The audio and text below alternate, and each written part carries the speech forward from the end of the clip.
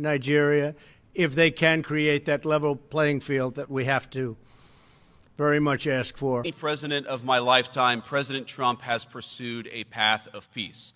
And we very often, I think, ignore the way in which our foreign policy is either an instrument or an impediment to people all over the world being able to practice their faith. And we know, and as of course I learned in this breakfast last year, I believe there were some Nigerian priests who were being persecuted and were trying to protect their flock despite incredible persecution.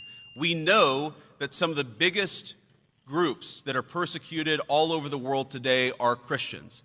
And the Trump administration promises you that whether it's here at home with our own citizens or all over the world, we will be the biggest defenders of religious liberty and the rights of conscience.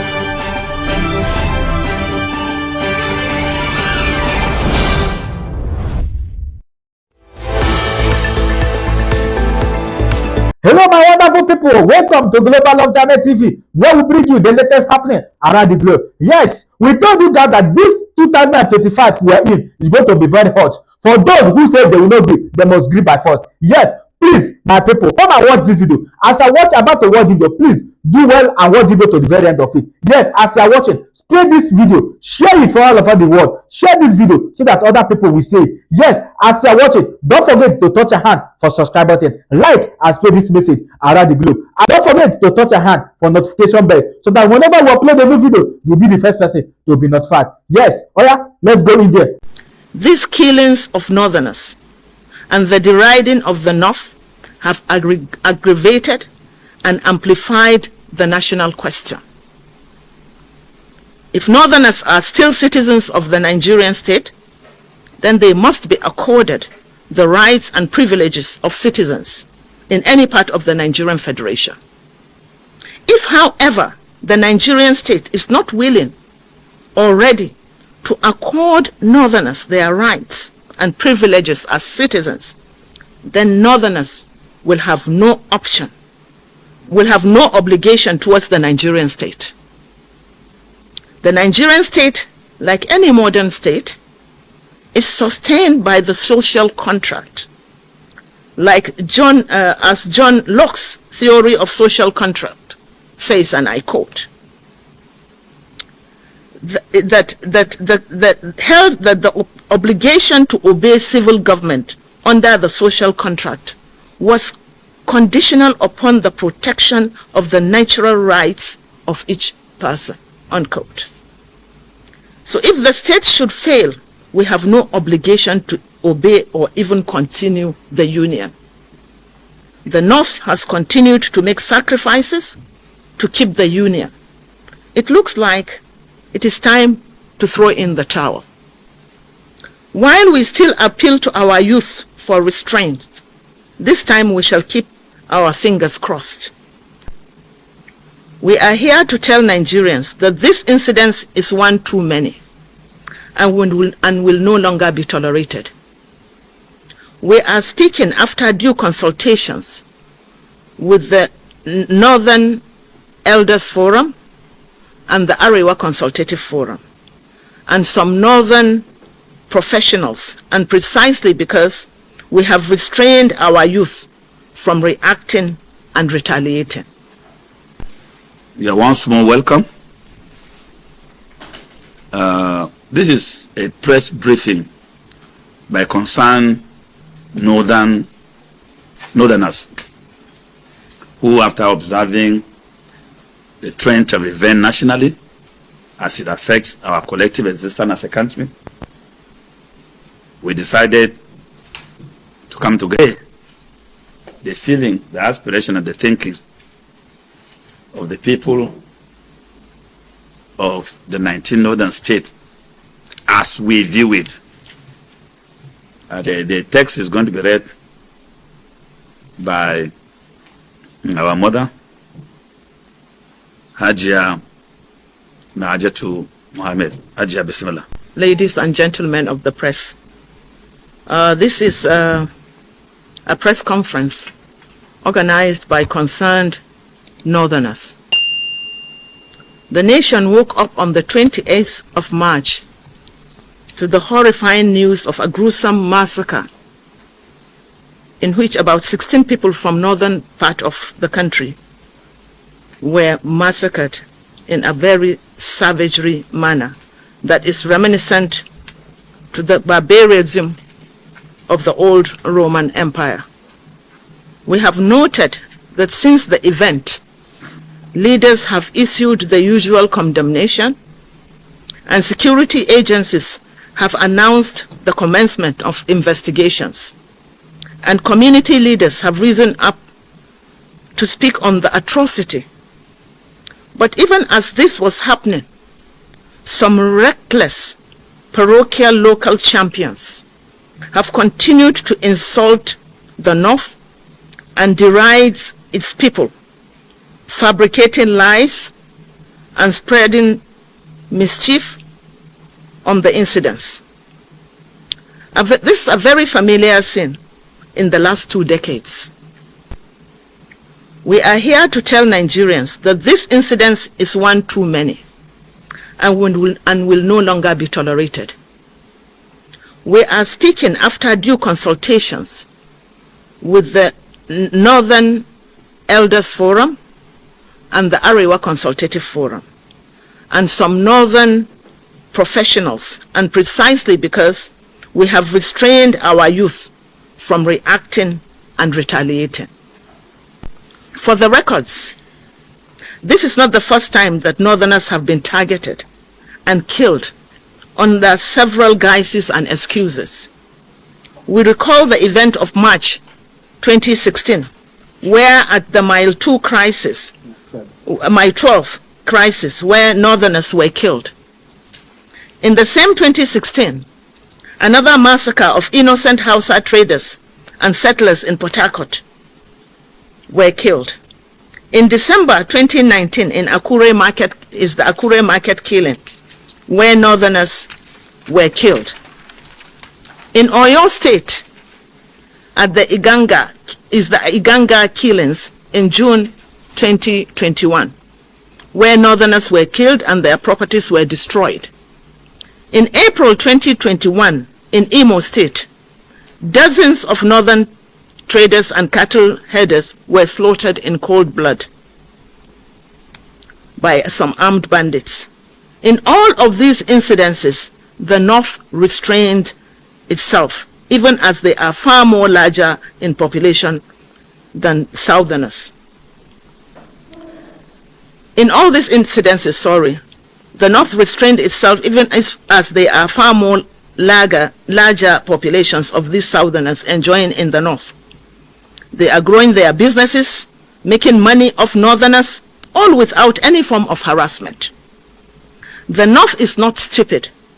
We can no longer allow a situation where our people are hunted down like game, while the same tribes are welcomed in the North, enjoying hospitality and making money off Northerners. This government and the ones it succeeded have also shown that they neither have the will or the capacity to deal with the threats to human life in Nigeria. The country has become a killing zone as they sit there and supervise the sharing of national resources meant to provide for the welfare and security of our citizens. As a result, citizens daily face precarious hazards as they work hard just to eke a living. In other words, our governments are in the habit of ignoring their constitutional duties and taking care of themselves and their fantasies, while citizens who voted for them in the first place rot away in penury and anguish as if they have no conscience at all. This is, to say the least, is a political blasphemy, and it has its consequences. As certain as death, it will come when it will come. We therefore need to remind this government that in the hierarchy of human needs, human life comes first. They have sworn to the Constitution of the Federal Republic of Nigeria, which categorically and explicitly stated that the purpose of governance is the welfare and security of its citizens. We need to remind this government that they are here basking in power courtesy of the votes from the North. We need to remind this government and its security agencies that their excuses for their failure to secure this country has long been unattainable, and citizens will not continue to take these excuses kindly. Finally, these killings of Northerners and the deriding of the North have aggravated and amplified the national question. If Northerners are still citizens of the Nigerian state, then they must be accorded the rights and privileges of citizens in any part of the Nigerian Federation. If, however, the Nigerian state is not willing or ready to accord Northerners their rights and privileges as citizens, then Northerners will have no option, will have no obligation towards the Nigerian state. The Nigerian state, like any modern state, is sustained by the social contract, like as John Locke's theory of social contract says, and I quote, that held that the obligation to obey civil government under the social contract was conditional upon the protection of the natural rights of each person, unquote. So if the state should fail, we have no obligation to obey or even continue the union. The North has continued to make sacrifices to keep the union. It looks like it is time to throw in the towel. While we still appeal to our youth for restraint, this time we shall keep our fingers crossed and mount a sentinel to monitor the investigation promised and the prosecution of those arrested and the payment of the compensation to the families of those who lost their lives, because the people they elected failed to live up to the oath of office to the tenets of the Constitution. Thank you. Internal crisis from the North here has led to we Northerners, I'm also from the North, being disrespected over there. Our activities, how we go about them. We see in Zamfara, for example, Muslim versus Muslims, Fulanis versus Hausas, Fulanis versus Fulanis, Hausas versus Hausas, the kidnapping, the senseless killings. We see what happened in Jos, was it yesterday or the day before yesterday, in Plateau State, where about 11 people were killed. We also saw the example of, let's say, what happened to Deborah, which has caused a lot of reactions on the way Deborah died. So how do we get to address these issues? Can you come together and do something more elaborate on this, on the internal crisis we have in the North in the first place? Before we think of, we understand that the national level is there, the government has to do something because they are the government. It's their sole responsibility to protect the people, to make sure that this does not happen again. But how do we address that of the internal crisis we have in the North here? Thank you. Your name and address. Your name, please. My name is Ivan Magoni. I work with Africa. Okay, thank you very much. I think you raised a very germane and a fundamental issue. But let me enlighten you that the group of concerned Northerners had been involved in stimulating conversation in the North as to how to deal with a plethora of these challenges. And this effort indeed yielded positive results when the Northern governors and the traditional rulers met in Kaduna and took far-reaching decisions as to how to deal with these issues. But don't forget that national security lies within the constitutional purview of the national government. Therefore, all subnational efforts mobilized to deal with this issue goes to nothing if there is no refined cooperation flowing from the federal government to complement this. And this is where the 19 northern states today face as challenges. And FCT. And yes, and FCT face as challenges. You made references to some of the horrific killings that are ongoing or took place within the north, which as a people, as at when they happen, we came out, we condemn. Not only condemning, we have also taken steps to ensure that we deal with the issue of the infiltration of northern community by sponsoring political disagreement and sometimes religious disagreement just to sustain this narrative that, oh, it's not well with the north, and so the north should not complain about what is happening. And this is why we are here today, to make a categorical statement that when you sight a snake in your house and suddenly the snake disappears, you are not going to embark on massive destruction of the house because you want to find a snake. You will have to be calm to create a decoy of a peaceful environment for the snake to emerge so that you can deal with it. That is not to say when an arsonist approach your house with a gallon of petrol, you will pretend that you are dealing with the snake question, and so your house will be set ablaze.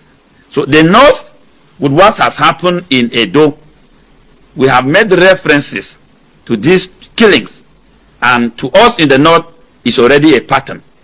And that's why we conclude by saying that all these sum up together raise the fundamental national question, which we have put it now at the doorstep of the federal government to consider it.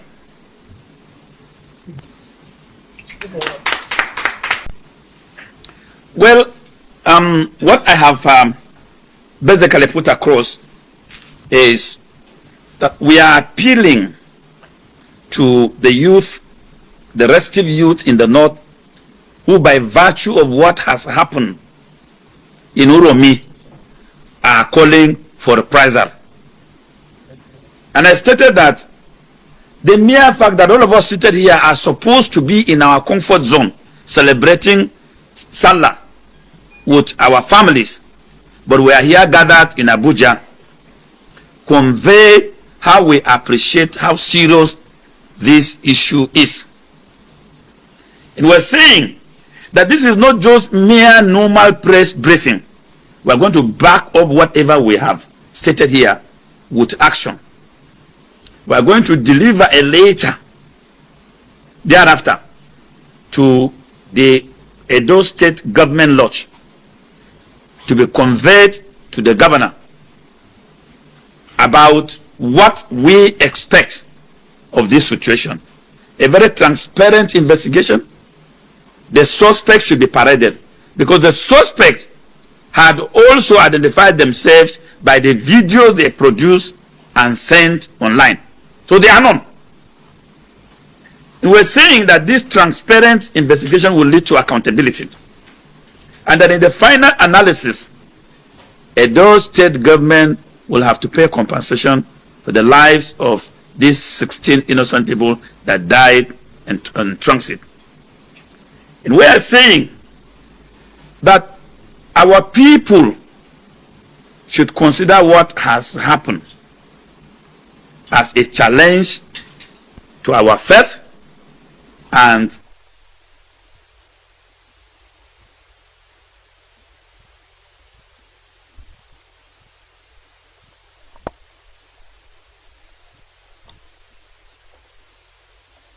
of the citizens of the North everywhere. Finally, we are also calling on the federal government that as long as they will try to resolve this national question, they should guarantee the safety of lives of Northerners living anywhere in the country, while we appeal to our people to continue to demonstrate this hospitality of living peacefully with everybody in the North.